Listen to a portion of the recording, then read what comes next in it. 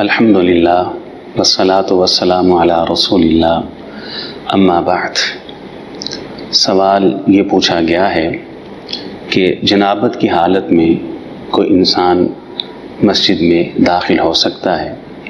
تو جواب اس کا یہ ہے کہ جنابت کی حالت میں مسجد میں داخل ہونے سے منع کیا گیا ہے اور روکا گیا ہے۔ صحابہ اکرام خود بیان کرتے ہیں کہ ہم جنابت کی حالت میں مسجد میں نہیں جایا کرتے تھے اور نہیں رکا کرتے تھے۔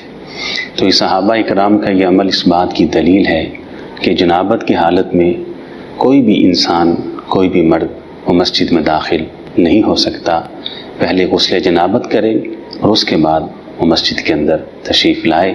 اللہ تعالیٰ اس کہنے والے کو بھی اور سب سننے والوں کو سمجھ کے عمل کی توفیق عطا فرمائے۔ وآخر دعوانا ان الحمد للہ رب العالمین۔